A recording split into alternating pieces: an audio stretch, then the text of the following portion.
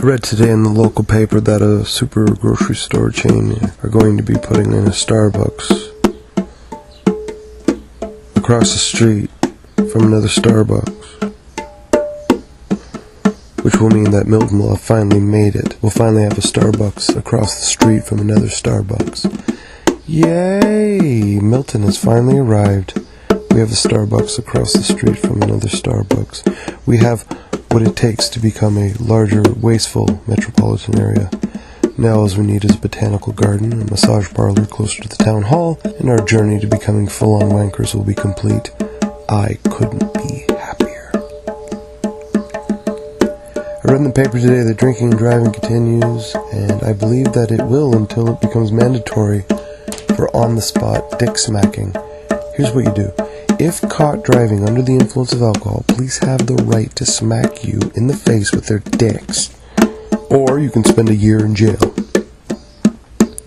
Anybody who picked up a set of car keys after a few pints would be letting their friends know that they are okay with cops putting their penises against their chins and cheeks. I understand that female cops do not have penises, so they could just hold the nightstick as if it were a penis and tickle your chin with it, going, "Coochie coochie coo, I tickle you with my nightstick dick. Coochie coochie coo, I tickle you with my nightstick dick." What else is in the paper? Deaths at railway crossings continue to be very high in Canada.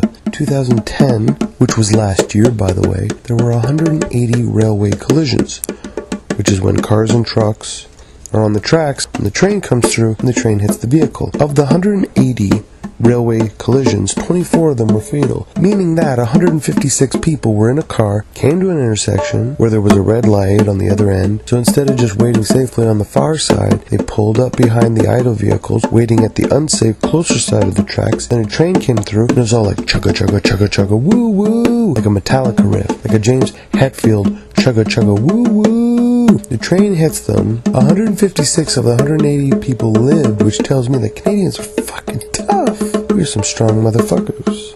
Which makes me curious as to why we still pay the British government so much protection money. Why do we let America take our lumber and dump poison in our waters, when the trains can hit 180 of us and only kill 24? Canada, when are you going to stop being such a bitch and tell the imperial forces to get fucked? On that day, I'll believe in patriotism, and not a single day before. There's a full-page ad for opportunities awaiting people who want to hawk all their jewelry in gold, and jobs aplenty for people to go around and source out the gold amongst the peasants. And this lackluster gold rush has been going on for a few years now.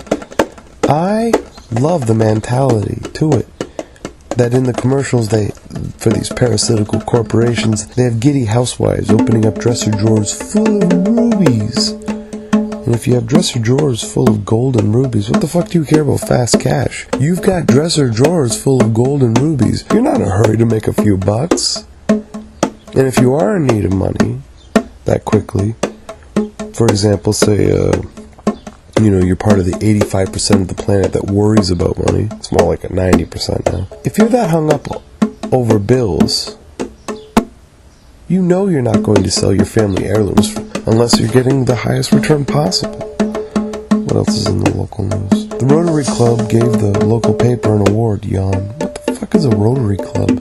Do they rotate tires on people's car? Do they sit on their fist and rotate? From the article, apparently the Rotary Club is a not-for-profit organization that supports goals of peace and humanitarianism.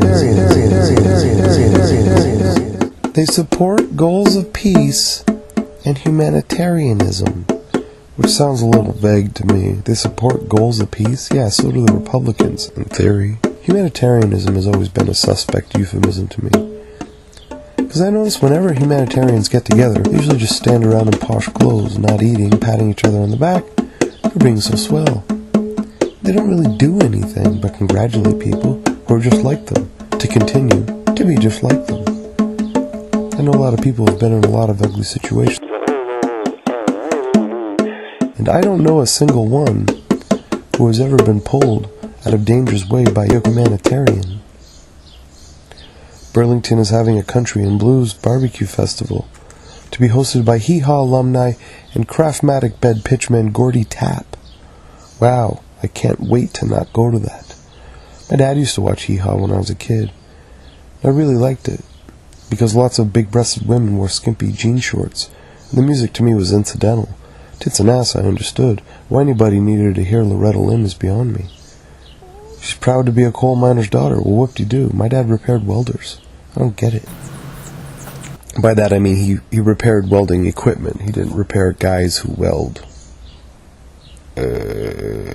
I like some country music, but I hate the way country music is marketed. Don't get me wrong, I have a stack of Hank Williams Sr. tapes and records and Johnny Cash and Waylon Jennings, but I hate this whole Ford truck, barbecue sauce, and a white t-shirt bullshit. And every cute country ballad gushing princess is completely interchangeable with the next adorable country ballad gushing princess, which should be along in another week now.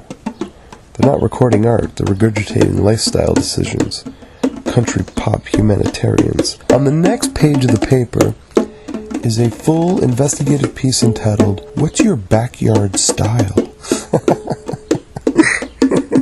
Anal. Speaking of assholes, Milton District Improv Troupe reached the national stage of competitions, and I've always felt that applying scores to comedy performances makes about as much sense as grading lap dances. Both are works of art and deserve better than grades. It's like all that battle of the bands nonsense. We feel the need to turn everything into a sport so that we can cheer the winner and boo the loser, and art is supposed to be a higher ideal that does not serve the short-sighted tribalism of us versus them. It bores me, and I do not have an interest in condoning it, which probably explains why I'm 35 and vlogging. Yawn. Okay, enough preaching. What's in the classifieds? A grocer needs a meat manager. Teehee, have you met the new meat manager? Pleased to meet ya. With meat to please ya. A woman is looking for a full-time chauffeur. I wonder if she wants to get parted around in my Toyota Yaris. Yes, chauffeur, drive me to the park in our tiny economy car. Ooh, and there's golf lessons for only $140 an hour. What a bargain. For $140 an hour, I could get a decent whore and a half-assed psychiatrist. I've often wondered what the world of psychotherapy could do for me, even for the vlog stories. I'm sure it's probably worth it. Alright, check out the obituaries. Never met, don't remember, don't owe them any money, and I'm done.